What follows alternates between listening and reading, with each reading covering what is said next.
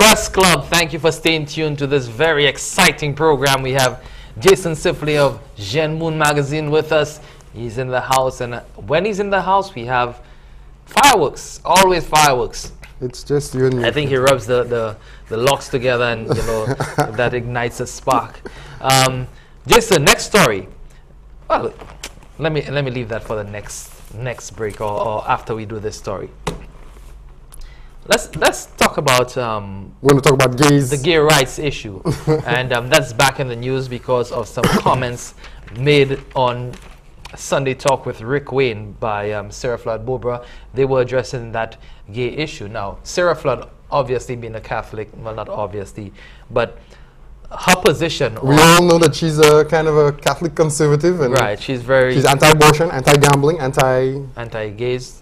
Well, I'm sure she wouldn't say anti-gay. I think she does say that she's for people. All people are protected by the existing laws. Right, that's what she's saying. She's not willing to go as far as maybe advocates of gay rights are. She doesn't think that there should be such a thing as gay rights. Yeah, she's saying that there should not be new laws for gays because the laws that exist right now already protect gays because they are human beings. Okay. And there are human rights laws already in place. I think that's the position she was taking. However, she got into this big argument with Rick Wayne, you know, two strong-headed individual, you know, they say pig-headed. My God, like Rick Wayne and Sarah Flood, that's about 2.5 strong-headed people there. almost four. Almost four strong-headed individuals, and they got at it. And one of the things she was saying was that Marcus Day, he's the director. I need to get the Marcus Day is an activist for several things, including the environment, for homeless people, for drug addicts, and for gay rights and HIV awareness. Now, Sarah Flood was the CARICOM ambassador, not a CARICOM ambassador. She was on a UN committee, and she was representing CARICOM on that UN committee, and Marcus Day is the director of the Caribbean Drug and Alcohol Research Institute, the Caribbean Drug and Alcohol Research Institute.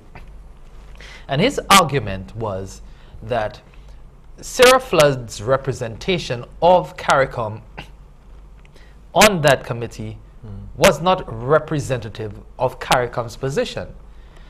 So that she was out there representing herself, so to speak. She was representing her own interests, her own views, her own little constituency. Yeah. Right. You know, because she does not support abortion, as you said. She does not think that there's a need for gay rights because they're already protected under the law. She does not support, what else?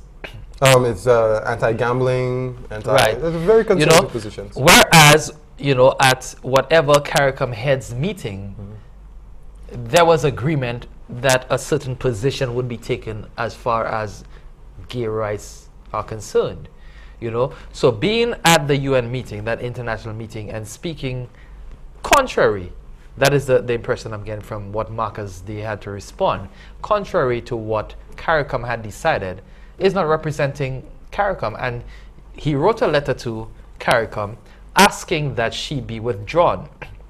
And she said shortly after that happened, she was sent on leave, you know, and she has not functioned in that capacity again.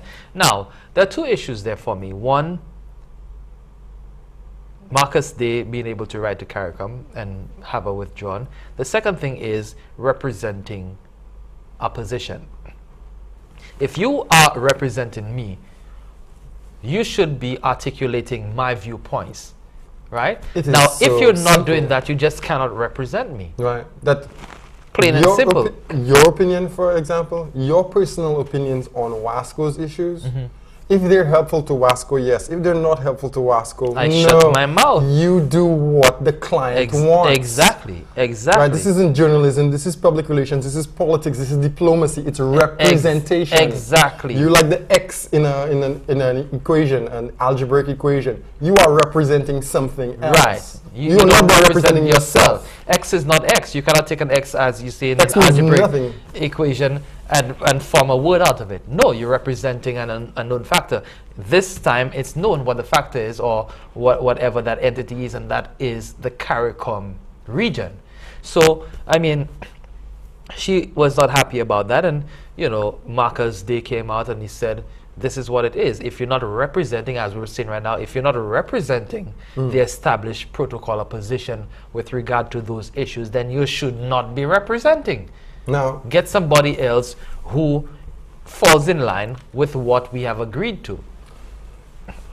You're putting me in a tight spot, no pun intended, on the issue of gays, because there is nobody with locks this long who should be taking a pro-gay rights position.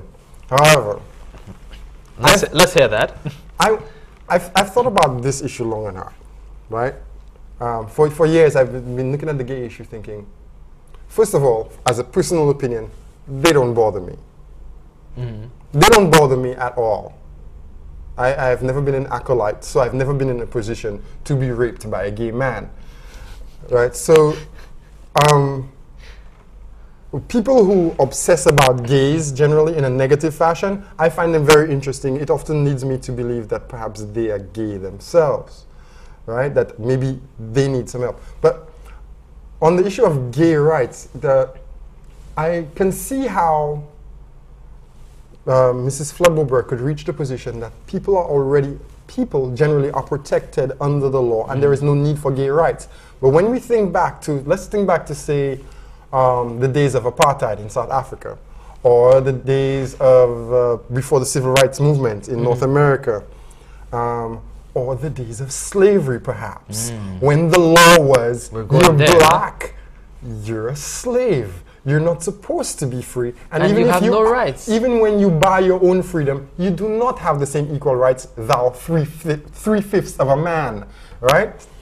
Special considerations had to be made in the law, in politics, in society, in order for equality to be recognized. For equality, for us to get to a certain you have to legislate equality. You have to force it down some people's throats because they will not understand it one way or the other. Right. Gay rights probably has to be forced down my throat because as much as I'm talking this liberal stuff... No pun intended. My God, that was an awful thing to say. As much as I'm talking this liberal stuff now, I am not deep down in myself a person who will encourage gay behavior. Right. In fact, if I see it in my son, I might probably try to slap it out of him.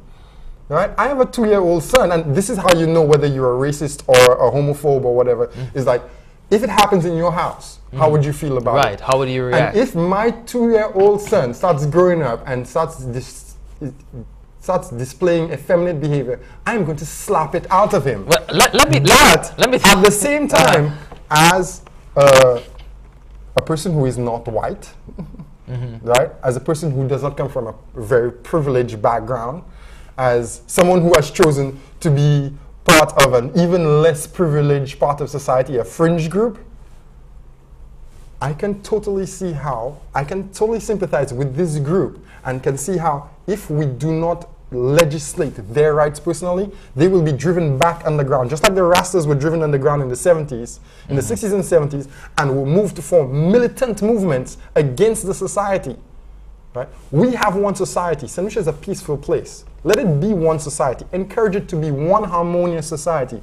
Otherwise, these gays will go back underground where they have been for a long time, holding their little parties and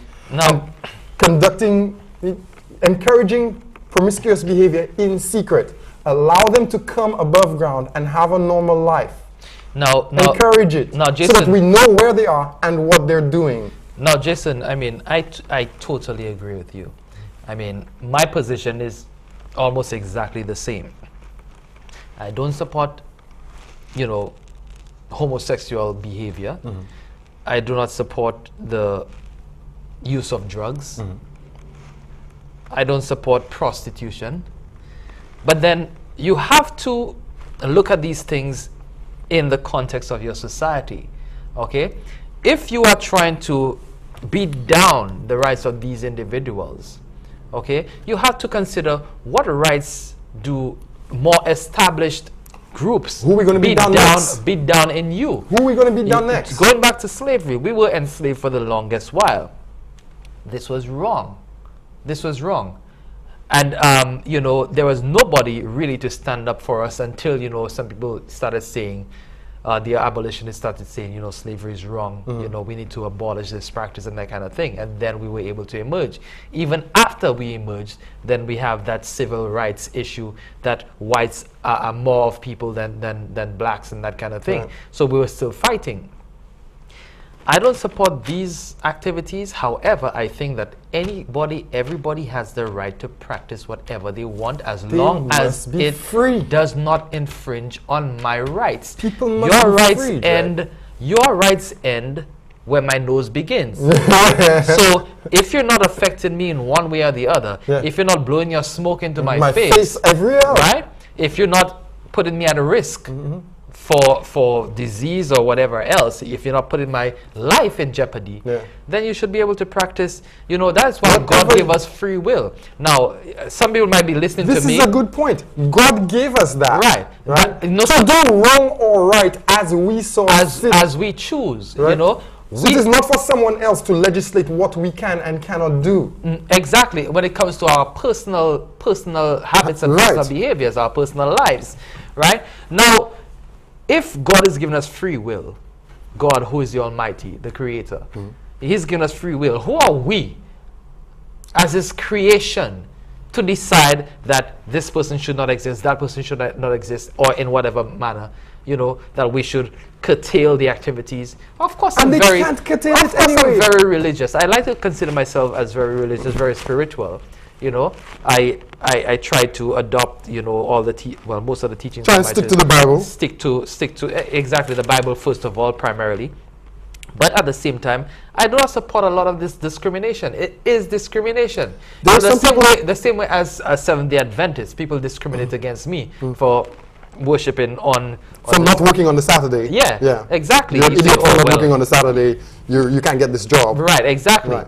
I don't want to discriminate against somebody else because they're gay, they're this or they're that. It would be wrong. If they're doing something that is wrong, and in my opinion, some of it is not right, let God deal with them. You know, I try to speak with you and say, okay, these are the merits and demerits of doing this or not doing this. Okay, present it to you in that way so that we can reason it out. We can be rational about it, but not me because I'm in a position of power. Impose my will. Yeah, impose my will on you. Say, okay, I'm stronger than you. I'm in power, so this is how it's going to be. That's what happened in slavery. The truth is that there are things like gambling, prostitution, sex work, gays that we cannot stop it. It is going to happen one way or the other. We have to accept this is real and deal with it in a reasonable and intelligent manner and separate the law of God from the law of man for the benefit of society in general. Good point to end with. We'll take a break right now. Press Club continues with Jason Sifley right after this.